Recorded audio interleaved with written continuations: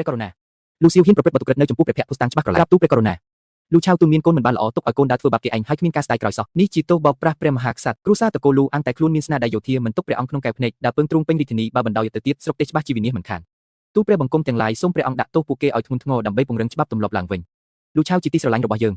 ឯងមានពាក្យអីចង់និយាយទេទូព្រះបង្គំ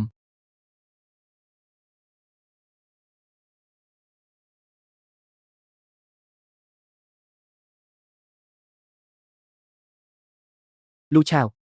ឯងកើតអីហ្នឹងព្រះករុណាទូព្រះបង្គំត្រូវគេទម្លាក់កំហុសឆាប់ឡើងហៅពេទ្យលួងមកភ្លាមក្រាបទូព្រះករុណាលោកម្ចាស់លូដឹងខ្លួនវិញហើយទូព្រះបង្គំធ្វើឲ្យខូចសណ្ដាប់ធ្នាប់នៅចំពោះព្រះភ័ក្ត្រសូមព្រះអង្គដាក់ទោសក្រាបទូព្រះករុណាល្បិចរបស់លោកម្ចាស់លូនេះច្បាស់ជាធ្វើពុតចង់បានការអាណិតពីព្រះអង្គហើយ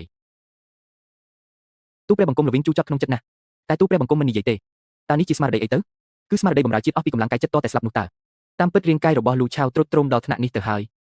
តាមពិតភាពរឹងមាំរដងរបស់គាត់គ្រាន់តែរឹងតឹងទ្រាំទេតើមនុស្សចិត្តស្លាប់ទៅហើយតើមិននឹងអាចក្បត់ជាតិទៅរឿងកូនគាត់ទាត់គេនឹងប្រហែលជាដឹងថាឪពុកខ្លួនចិត្តមិនរស់ទើបប្រញាប់បញ្ចេញស្នាដៃដើម្បីការពារកេរ្តិ៍ឈ្មោះត្រកូលទេដឹងសំហេតុសំផលណាស់ពិតជាសំហេតុសំផលមែនលូឆាវលោកម្ចាស់លូអើយមហានកោជើយើងខ្វះឯងមិនបានទេណាយើងយកខុសលើឯងហើយយើងមិនគួរណាសង្ស័យឯងសោះពួកឯងយកយិនសិនពាន់ឆ្នាំនឹងផ្កាឈូកព្រើធានសានមកព្រះរាជទានឲ្យគាត់ហើយអនុញ្ញាតឲ្យគាត់ជប់សម្រាប់នៅផ្ទះ3ខែទាំងនៅមានប្រាក់ខែ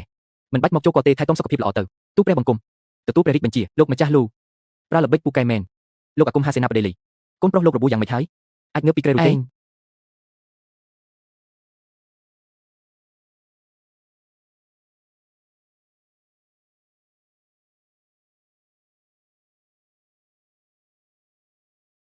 អូយ